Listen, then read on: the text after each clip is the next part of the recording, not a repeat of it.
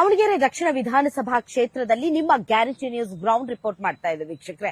ಈ ಹಿನ್ನೆಲೆಯಲ್ಲಿ ಸ್ವಲ್ಪ ಇಲ್ಲಿ ಮತದಾರರಿದ್ದಾರೆ, ಬನ್ನಿ ಅವ್ರನ್ನ ಮಾತಾಡ್ಸೋಣ.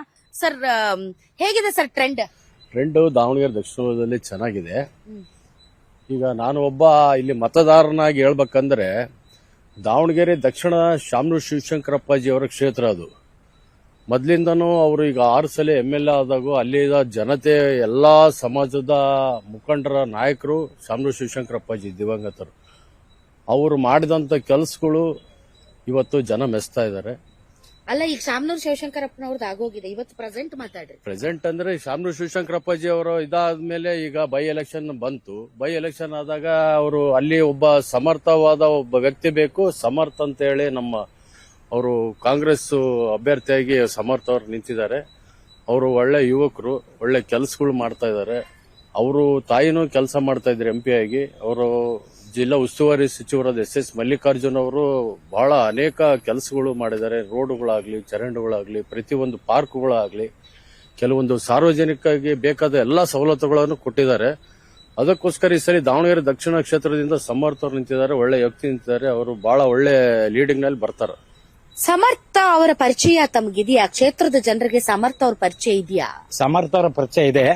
ಯಾಕಂದ್ರೆ ಸಮರ್ಥ ಅವನ ವಯಸ್ಸಿನಲ್ಲಿ ಸಣ್ಣನಾಗಿರ್ಬೋದು, ಬಟ್ ಅವರ ತಂದೆ ಎಲೆಕ್ಷನ್ ನಲ್ಲಾಗ್ಲಿ, ಅವ್ರ ತಾತನ ಎಲೆಕ್ಷನ್ ನಲ್ಲಾಗ್ಲಿ, ಅವ್ರ ಅಮ್ಮನ ಎಲೆಕ್ಷನ್ ಆಗ್ಲಿ, ಪ್ರತಿಯೊಬ್ಬ ಸಾಮಾನ್ಯ ಜನಗಳ ಜೊತೆಗೆ ಒಡನಾಟ ಮಾಡಿ ಒಬ್ಬ ಸಾಮಾನ್ಯ ಅವನು ಅಗರ್ಭ ಶ್ರೀಮಂತ ಆಗಿದ್ರು ಸಮೇತ ಸಾಮಾನ್ಯ ಜನಗಳ ಜೊತೆಗೆ ಒಡನಾಟ ಇರುವಂತ ವ್ಯಕ್ತಿ. ಅವನು ಈ ದಕ್ಷಿಣ ಕ್ಷೇತ್ರಕ್ಕೆ ಸೂಕ್ತವಾದ ಅಭ್ಯರ್ಥಿ ಅಂತಂದು ಹೇಳ್ತೀವಿ. ಯಾಕಂದ್ರೆ ಅವ್ರ ಅಪ್ಪಾಜಿನೂ ಸಹ ಅಭಿವೃದ್ಧಿ ಅಧಿಕಾರರು ಅಂತಂದು ಹೆಸರು ಮಾಡಿದ್ದಾರೆ.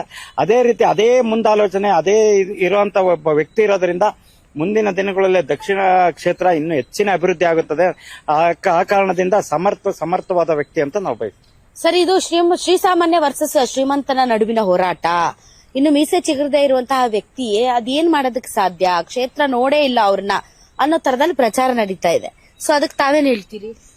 ಈಗ ತಾವು ಕೇಳಿದಂಗೆ ಪ್ರಶ್ನೆ ಬಹಳ ಚೆನ್ನಾಗಿದೆ. ಯಾಕೆಂದ್ರೆ ಈಗ ಏನಾಗ್ಬಿಟ್ಟಿದೆ, ಈಗ ದಕ್ಷಿಣ ಉಪಚುನಾವಣೆಯನ್ನು ಚುನಾವಣಾ ಆಯೋಗದಿಂದ ಅನೌನ್ಸ್ ಆದಾಗಿಂದ ಇವತ್ತು ಕಾಂಗ್ರೆಸ್ ಪಕ್ಷದಿಂದ ಯುವ ಮುಂದಾಳಾದಂತ 27 ವರ್ಷ ಮೀಸೆ ಬಂದಿಲ್ಲ, ಇನ್ನೊಂದು ಬಂದಿಲ್ಲ ಅನ್ನೋ ಪ್ರಶ್ನೆ. 27 ವರ್ಷ SS ಮಲ್ಲಿಕಾರ್ಜುನ್. ಹೌದು, ಸತ್ಯ. ಅದನ್ನ ಹೇಳ್ತಿದ್ದೆ ನಾನು. ಯಾಕೆಂದ್ರೆ ನನ್ನ ತಿಳಿದ ಮಟ್ಟಿಗೆ, ನನ್ನ ಅನುಭವಗಳಲ್ಲಿ ಇವತ್ತು ದಕ್ಷಿಣ ವಿಧಾನಸಭಾ ಕ್ಷೇತ್ರದಲ್ಲಿ ಕೆಲವು ಏನು ಯೂಟ್ಯೂಬ್ಗಳಲ್ಲಾಗ್ಲಿ ಅಥವಾ ಪ್ರಚಾರದಲ್ಲಾಗ್ಲಿ ಏನು ಕೆಲಸ ಆಗಿಲ್ಲ ಅಂತಾರೆ, ಅದು ಸುಳ್ಳು. ಯಾಕೆಂದ್ರೆ ಅಲ್ಲಿ ಬೇಕಾದಷ್ಟು ಕೆಲಸಗಳು ಇವತ್ತು ಒಳಚರಂಡಿ ವ್ಯವಸ್ಥೆ ಇರ್ಬೋದು, ನೀರಿನ ವ್ಯವಸ್ಥೆ, ಸಿಮೆಂಟ್ ರಸ್ತೆ ಇರ್ಬೋದು, ಎಲ್ಲದಕ್ಕಿಂತ ಹೆಚ್ಚಾಗಿ ಮೂಲಭೂತವಾಗಿ ಬೇಕಾದಂತ ರುದ್ರಭೂಮಿಗಳು ಇವತ್ತು ವ್ಯವಸ್ಥಿತ ರುದ್ರಭೂಮಿಗಳಿದಾವೆ. ಅಂತ ಉತ್ತಮವಾದ ಕೆಲಸ ಮಾಡಿದ್ರೆ. ಆಮೇಲೆ ಸಮರ್ಥ ನೀವು ಕೇಳಿದ್ರೆ ಅವ್ರು ಏನೋ ಹೇಳ್ತಾರೆ, ಇನ್ನೊಬ್ರು ಹೇಳ್ತಾರೆ, ಜನ ಹೇಳ್ತಾರೆ. ಪಾಪ ಅನ್ನರಂತಾರೆ, ನಮ್ಮ ವಿರೋಧ ಪಕ್ಷದಲ್ಲಿದ್ದಾಗ ಅವ್ರು ಒಂದು ಆಹಾರ ಬೇಕು ಅದನ್ನ ಹೇಳ್ತಾರೆ. ಮತದಾರರಾಗಿ ನಾನು ಹೇಳ್ಬೇಕು ಅಂದ್ರೆ, ಸಮರ್ಥ ಅವ್ರಿಗಾಲ 6-7 ವರ್ಷದಿಂದ ಅವ್ರೇನು ಫಾರಿನಿಂದ ಬಂದ್ಕೊಟ್ಲು, ಇಲ್ಲಿಯ ಅವ್ರೇನು SM ಶಾಮನೂರು ಶಿವಶಂಕರಪ್ಪ ಟ್ರಸ್ಟ್ ಇದೆಯೋ ಅದ್ರ ಮುಖಾಂತರ ಅನೇಕ ಕ್ಯಾಂಪ್ಗಳು ಮಾಡಿದ್ದಾರೆ. ಆರೋಗ್ಯ ಕ್ಯಾಂಪ್ ಮಾಡಿದ್ದಾರೆ, ಹೆಲ್ತ್ ಕ್ಯಾಂಪ್ ಮಾಡಿದ್ದಾರೆ, ಜೊತೆಗೆ ರಕ್ತದಾನ ಶಿಬಿರ ಮಾಡಿದ್ದಾರೆ, ಜೊತೆಗೆ ಚುನಾವಣೆಗಳಲ್ಲಿ ಸಕ್ರಿಯವಾಗಿ ಭಾಗವಹಿಸಿದ್ದಾರೆ.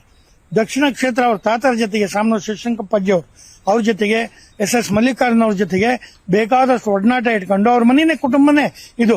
ಆಮೇಲೆ ನೀವು ಆ ಒಂದು ಜನ ಹೇಳ್ತಾರೆ ಅಂದ್ರೆ ಶ್ರೀಮಂತರಿಗೂ ಬಡವರಿಗೂ ಪ್ರಶ್ನೆ ಅಂತ. ಇದು ಶ್ರೀಮಂತರು ಬಡವರ ಪ್ರಶ್ನೆ ಅಲ್ಲ. ಸಾಮಾಜಿಕ ಕಳಕಳಿ ಇದ್ದು ಆತ್ಮಗೌರವವನ್ನು ಉಳಿಸ್ಕೊಂಡು ಸಾಮಾನ್ಯ ಜನಕ್ಕೆ ಅನುಕೂಲ ಆಗಲಿ, ಎಲ್ಲಾ ಮತ ಬಾಂಧವರಿಗೂ ಎಲ್ಲಾ ಜಾತ್ಯತೀತವಾಗಿ ಸ್ಪಂದಿಸಬೇಕು ಅಂತ ಮನೋಭಾವ ಇರೋಂತ ವ್ಯಕ್ತಿ ಅಂದ್ರೆ ಸಮರ್ಥ. ಮೇಡಮ್, ಈಗ ಕಾರ್ಯಕರ್ತರಿಗೆ ಟಿಕೆಟ್ ಕೊಡಬಹುದಾಗಿತ್ತು, ಕೇವಲ ಪರಿವಾರದಲ್ಲೇ ಕೊಡ್ಬೇಕಾ ಅನ್ನುವಂತ ಒಂದು ಕೂಗೆದ್ದಿತ್ತು. ಅದ್ರ ಬಗ್ಗೆ ಒಬ್ಬ ಕಾರ್ಯಕರ್ತರಾಗಿ, ಒಬ್ಬ ಮಹಿಳೆಯಾಗಿ ತಾವು ಏನ್ ಬಯಸ್ತೀರಿ, ಏನ್ ಹೇಳಕ್ ಬಯಸ್ತೀರಿ?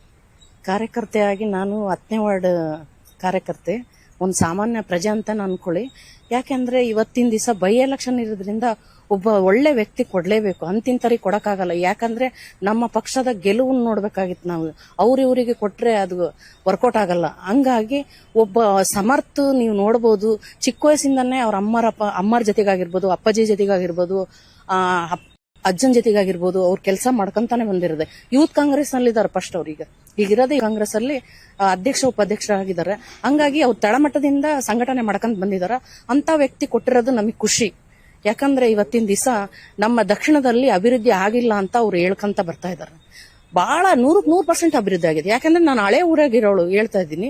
ರೋಡ್ ಆಗಿರ್ಬೋದು, ಚರಂಡಿ ಆಗಿರ್ಬೋದು, ನೀರಿನ ವ್ಯವಸ್ಥೆ 10 ದಿವಸಕ್ಕೊಂದ್ಸತಿ ನೀರ್ ಬರ್ತಾ ಇತ್ತು. ಇವತ್ತಿನ ದಿವಸ ನಾವೇ ಕೊಡಪಾನ ಹಿಡ್ಕೊಂಡು ಬೀದಿ ಅಲಿತಾ ಇದ್ವಿ. ಅಂತದ್ ಇವತ್ತು 24x7 ನೀರ್ ಬರ್ತಾ ಇದೆ. 24 ಗಂಟೆ ನೀರ್ ಬರ್ತಾ ಇದೆ. ನೀವ್ ಆನ್ ಮಾಡ್ರಿ ನೆಲ್ಲಿ ನೀರ್ ಬರ್ತಾ ಇದೆ. ಮತ್ತೆ ಇದು ನೋಡ್ಬೇಕು, ರಾಜ್ ಕಾಲುವೆಗೆ ನೀರ್ ನುಗ್ಗಿ ಎಷ್ಟೋ ಮನೆಗಳು ಹಾಳಾಗಿತ್ತು. ಇದೇ ನಿಮ್ ಟಿವಿಯಲ್ಲಿ ಪ್ರಸಾರನೂ ಕೂಡ ಮಾಡಿದಿರಿ.